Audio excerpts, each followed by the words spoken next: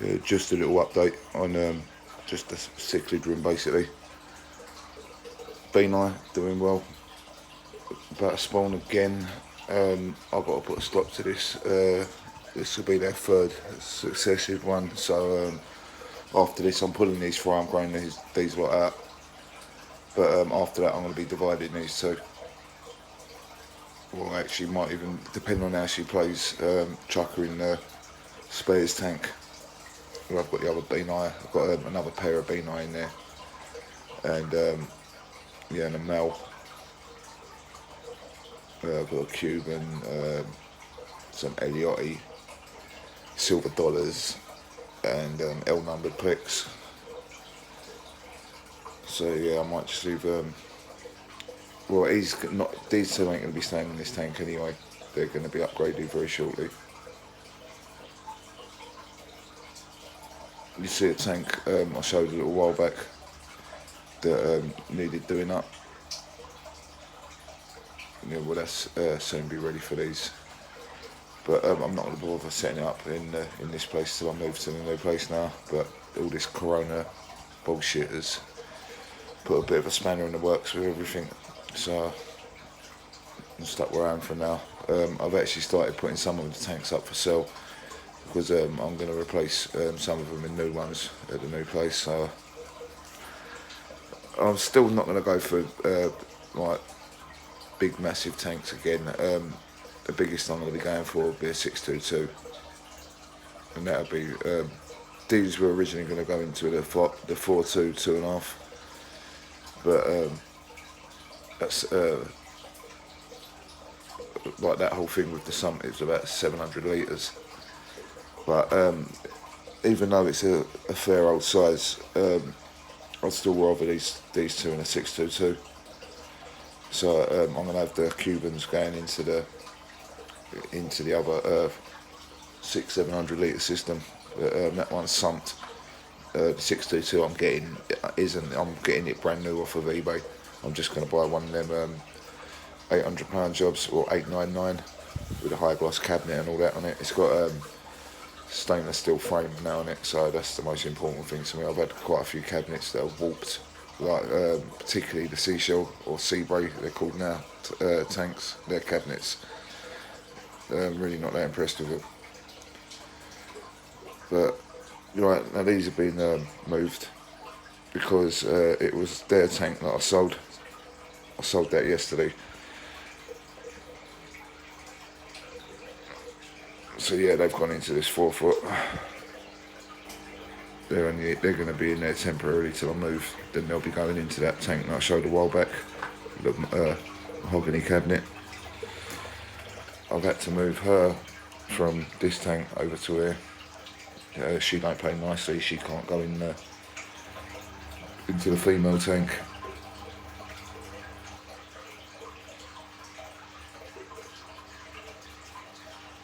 Yeah, she's a proper like little bitch. This one literally attacks anything she's with, including the male.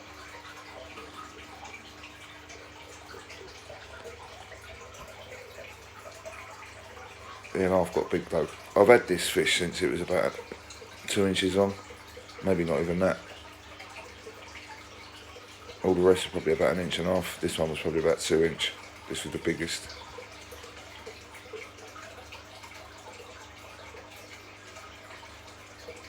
Yeah, I did have 4. I had a little male, but I took that to the shop because it was getting picked on so badly, and it was too small to pair up with the other female. I wish I'd kept him now, to be fair, but I took it to the shop, swapped him for I can't remember whatever it was I swapped him for, but I went back a week later to try and buy it back, and it'd gone. It was gutted. But yeah, that's why these 3 here are the original 3 that I had. There's another one that I've got in the other tank that came from this one and this one, and they're like all the females are pretty much the same size. No, actually the one in the other tank's the biggest because that's the only one that ain't spawned. And then over here, still got the RTMs. I was originally going to put the B9 in this tank because the tank that I did have here, the 4.2, 2.5, I've had to put that into a relative's garage for now. Now I've also got a. Oh, sorry, yeah, this tank here was that fluval profile tank, the drilled one. But yeah, that was one I sold yesterday. I was quite happy with it, guys. I only paid £50 for it with the cabinet and external filter. And someone come for it yesterday for £130 just for the tank on its own. But sorry, the can of dark fruits. But yeah, this has only been set up tonight. That's just media from a filter that I shut down. That's at JBL. It's like the best one they do. I'm actually quite impressed with it. I've heard other people say that the pores in it are too small for bacteria to colonise, but to be fair, out of every media I've used so far, I'd say, I mean, to be fair, there's not really that much in between them, unless you're comparing something like Fluval Biomax with like any scented glass media, you know what I mean? But this one by far for me, for the amount of it, it's up there with like CChem Matrix, where I don't know what it is with that stuff. I know it's meant to be pumice that's been treated with something, but that and this, for the small amount of it that you have, it seems to go a lot further than things like I don't know, like the Biohome Ultimate and Ciperax and all that sort of stuff. But I mean, don't get me wrong, I do rate the Biohome Ultimate. I've not used the marine one, but I used the freshwater one. I've got it in a couple of filters. But I'd say that my favourite out of all would be, if it had to be, just because of its durability, the size of it, and how long it lasts. It don't break down like most sinter glass media. Is the EIM Substrat Pro, and then closely followed by this. But what I've been doing in most of my new filters is mixing this with EIM Substrat Pro, like in one tray, this and the EIM. But yeah, the RTMs, I was going to put the B9 in this tank, but they're not the sort of fish that really you should move around if you don't have to. So there's no point, seeing as I've got to move them again when I move anyway. So I'll try and keep their stress level to a minimum. I mean, with things like Parachromis, they're a bit more hardier. They can, you know what I mean, they seem to put up with being moved about quite a lot better than things like B9 and that. But yeah, this pair's actually up for sale at the minute. I'm going to be keeping a handful of fry out of them. I've already got some going on. There's still about 20 in here. Yeah, like, I am fond of them, but I've done every single Parachromis species I've ever wanted, I've had now. There's none still that I want to keep. There's only things like what was the Zelly that's now the Freddy, and the Freddy's now the Multifasciatus. I've never had the Yellow Jacket. I've never had the Zelly. I've had the Gold Tiger Motor, obviously RTMs. I've had Jags, and I've had two different locations of Dovi. But yeah, these were the last ones. As I said, I've got these. I said in another video, I got this because I was specifically asked if I could breed these, because I wanted fry from them. But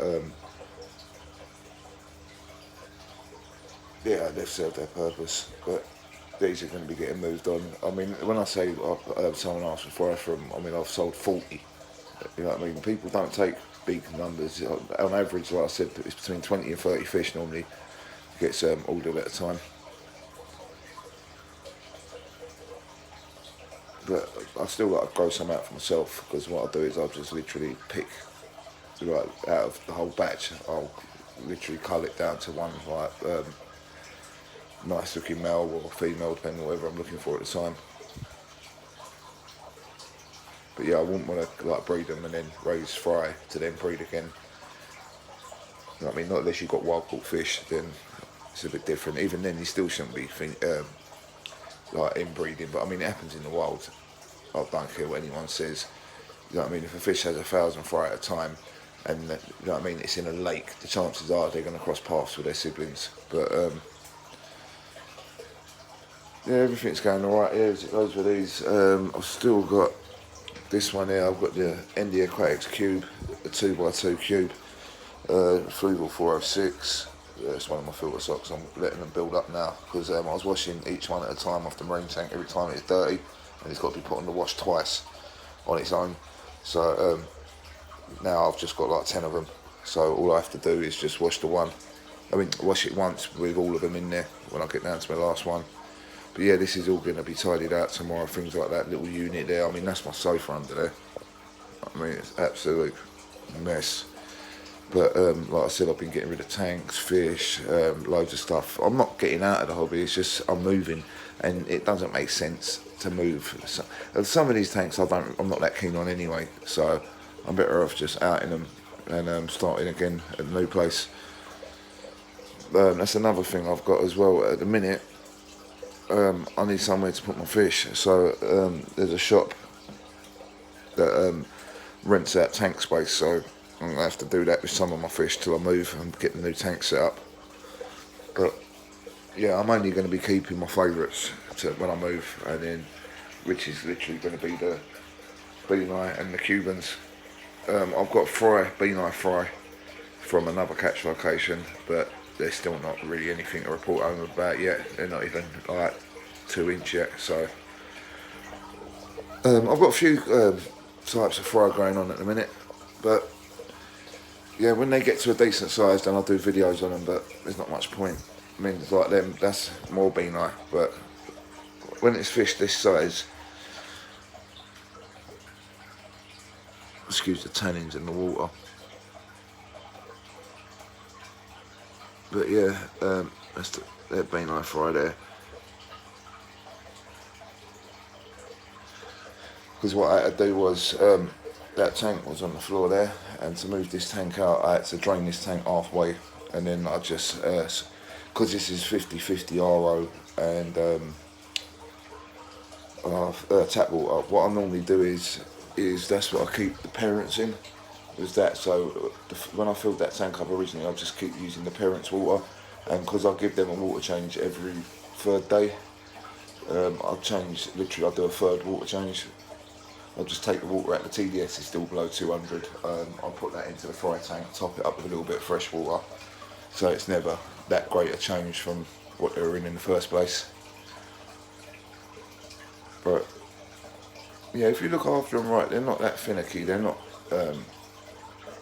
it's little mistakes with fish like this that cost you dearly with them. That's what I've found. Things like moving them when you don't need to, when you're trying to sell fish and you want to net some out and you're chasing them around and stirring shit up, things like that. That's another thing that's a nightmare. But I mean, with regards to things, people saying I don't give them high protein diets and all that. I mean, you can see what I give them all variety of stuff. I mean, not the flake, they don't get flakes. I crush them up for fry. It's for a bit of variety with brine shrimp and that. But I mean, like, I give them Massive or Delight, the JBL sticks. There's quite a few different ones. There's one at the minute though, like I said before, this one here, I'm proper impressed with, because it's basically made an aquatics own version of like the Massive or sort of thing, but it's got mealworms in it, this one. But like, yeah, the fish love it, and it's actually quite cheap, it's only like 12 quid. But yeah, I mean, what do you get in there?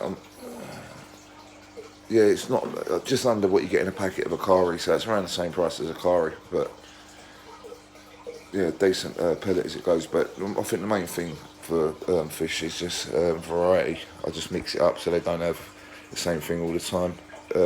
If I was going to say the main thing they eat mainly would be Hikari Gold and the JBL cichlid sticks. But yeah, that's about it at the minute. Cheers.